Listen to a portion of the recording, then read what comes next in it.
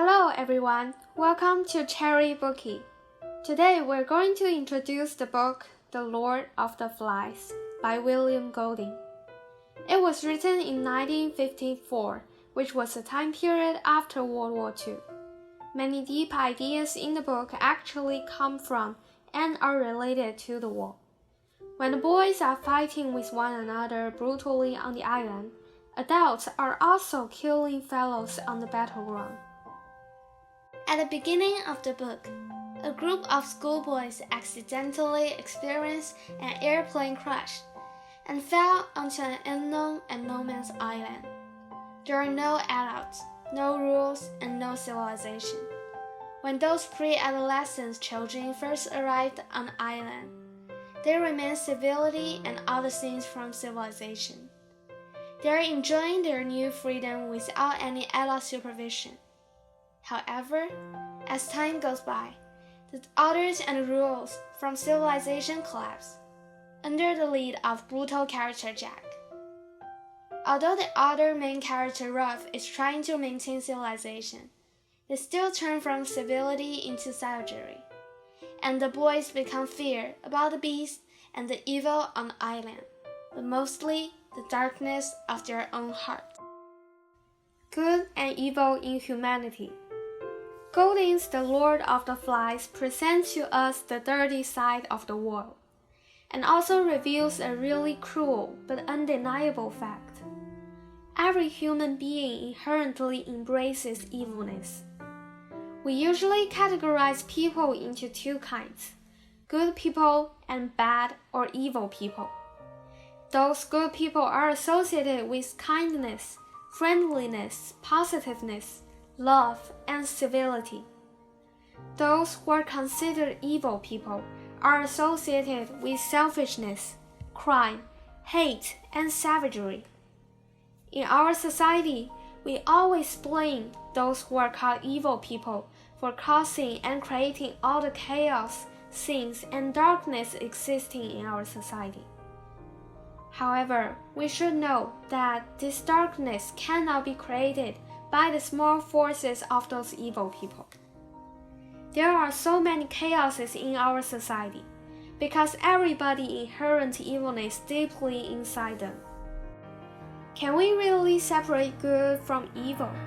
No, we cannot distinguish from a good person to an evil person, because there are good and evil existing simultaneously in every human being. It just depends on who is dominant. And for most common people, good prevails.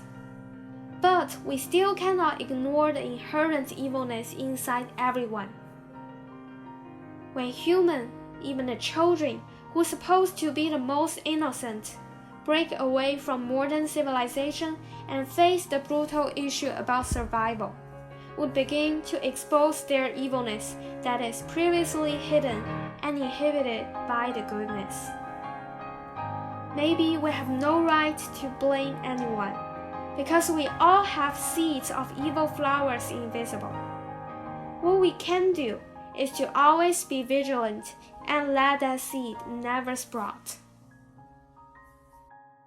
Order and chaos is also the center point Golding wants to convey.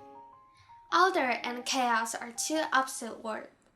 In human society, we try to keep others from becoming chaotic. Breaking order and become chaos is easy and fast to do, but maintaining order and rebuilding order is hard and takes a long time. Just like Ruff in the book, boys spend a lot of time building orders on the island. However, just in an instant, the order is replaced by chaos and savagery. Ruff tries to rebuild order, but he doesn't succeed. People maintain orders because of supervision, rules, punishment, and everyone's own benefit. Without these things will collapse and fall into chaos. We all have the nature to rebel, and others for us are not attractive. For the little infant, they have no mindset of maintaining others. They cry, fight, scream, and often make parents' lives into chaos. But as we grow older, we experience rules, punishment, and personal benefit, and those make us restrain our nature. Henry Adams said, "Chaos was the law of nature. Order was the dream of man." Percival Williams Madison sought in his head for an incantation that had faded clean away. This little boy has forgotten his name and address when the boys are rescued. We cannot imagine how important this boy treated his name and address at the beginning of the book. The boys are still that group of boys. No one changes the information of their family background, cultural background, and gender background. But we still say the boys lost their identity. Our identity is not a fixed value. Our identity is shaped and influenced by the society and the environment around us.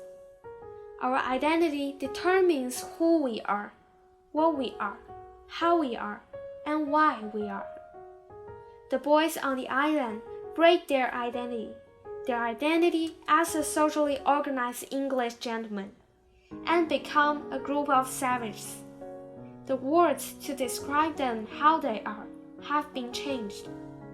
They are not civility anymore, but savage and brutal. They lost their identity as a citizen in modern civilization who possess civility and orders. Our identity is very inclusive and embraces everything about us. A change in anywhere can mean that you are no longer yourself, and there is a loss of identity. Golding establishes many symbolic elements in the book. He put those boys onto an island. They are not only a group of schoolboys, but they also represent a bigger idea. Ruff represents civilization. Jack represents savagery. Piggy represents knowledge and ration. Conch is also a very important symbol. The first time I read this word, I didn't know what it means. I immediately searched the dictionary and found out it means a spiral shell. I thought I got the meaning of this word, but after reading the book, I know how stupid I am. The conch goes far beyond the surface meaning. It represents civilization and others. At first, holding the conch means you have the right to speak, and no one else can interrupt you. This is the first rule the boys establish on the island. They seem to follow the civilization and establish the order. But at the end of the story, the boys break the conch and symbolize the end of civilization and others. What replace them are the chaos and savagery. Fire also has a deep meaning. When we think of fire, we would emerge two feelings related to it: the pain it brings by the hot fire, and the hope it brings by the bright fire. Golding skillfully uses these two associations. The fire in The Lord of the Flies not only represents chaos. The boys set the island on fire. Fire can be so dangerous if it gets out of control.